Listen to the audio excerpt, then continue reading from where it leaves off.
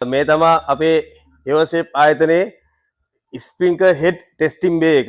ඉතින් මෙතනින් අපි කරන්නේ අපිට එන ස්ප්‍රින්ක්ලර් සිස්ටම් වලට අවශ්‍ය කරන ස්ප්‍රින්ක්ලර් හෙඩ් මේ ආයතනයේ අපේම ආයතනය තුල අපේ ටෙස්ටිං බේ එකේ ටෙස්ට් කරලා ඉවරලා ටෙස්ට් වල වාර්තාව ඇතුව තමයි අපි මේවා ගිහිල්ලා ආයතන වල හයි කරන්නේ. එහෙනම් අපි බලමු කොහොමද මේ කටයුත්ත කෙරෙන්නේ කියලා. හරි දැන් එනම් බලමු කොහොමද ස්ප්‍රින්ක්ලර් හෙඩ් එකක් ක්‍රියාත්මක වෙන්නේ කියලා.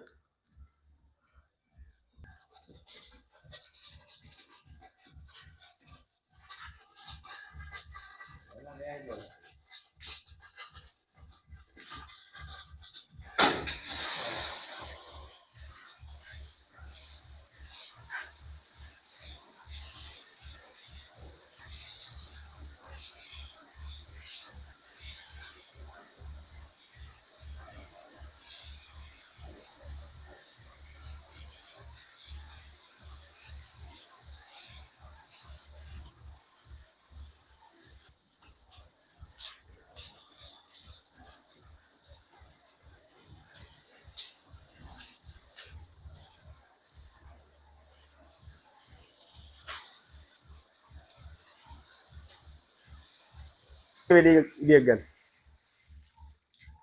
ඒක දැක්කත්